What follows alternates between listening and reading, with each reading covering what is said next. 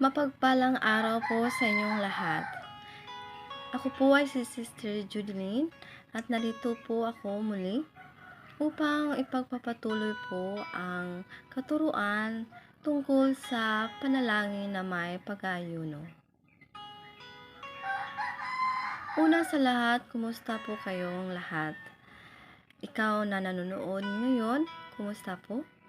Naway ang pagpapala ay may bibigay po ng ating banal na Ama, Diyos sa langit, sa iyo na nanonood ngayon.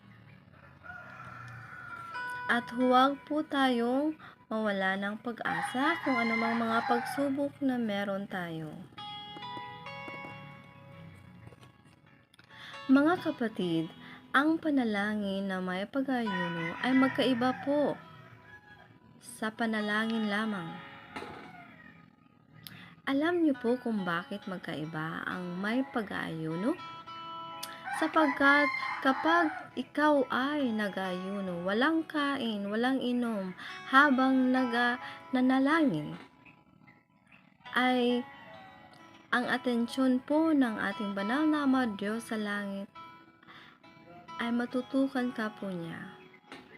Mabibigyan ka po ng Diyos ng direktang atensyon sapagkat ikaw ay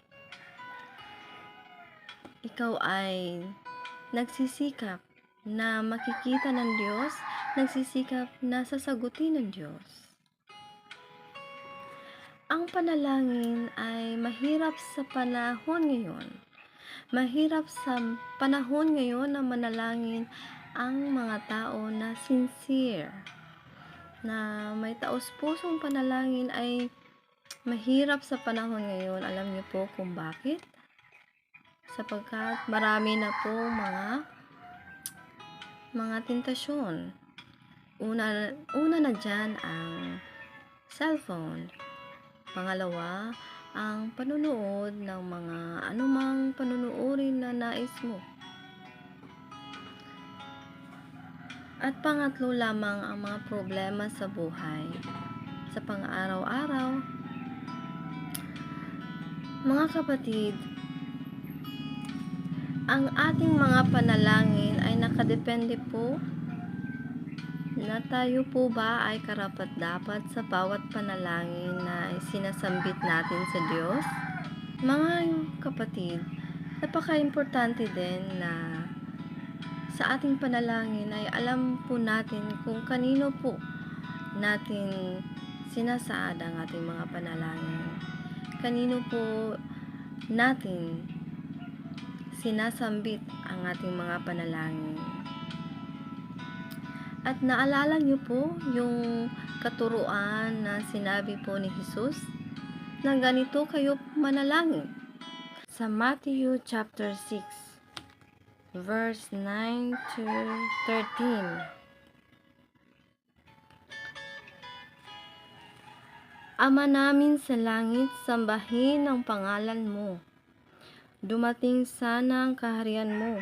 Masunod sana ang kalooban mo dito sa lupa, tulad ng sa langit. Bigyan mo po kami ng pagkain sa araw-araw. Patawarin mo kami sa mga kasalanan namin, tulad ng pagpapatawad namin sa mga nagkakasala sa amin. At huwag mong hayaang matukso kami, pero iligtas mo kami sa masama. Dahil sa iyo ang kaharian, kapangyarihan, at papuri, magpakailanman. Amen.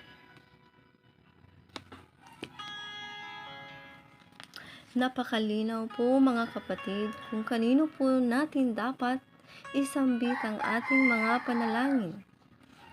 Ngayon, nang matuto na kayo tungkol sa kanino po ang panalangin dapat sa ating banal na Ama, Diyos sa langit lamang, mga kapatid, bilang mga anak niya. Mga kapatid, isa rin po sa rason na kung bakit ang ating mga panalangin ay hindi pa po nangyayari, sapagkat hindi po natin naitama kung kanino po natin isasambit o sasabihin sa Kanya ang ating mga panalangin.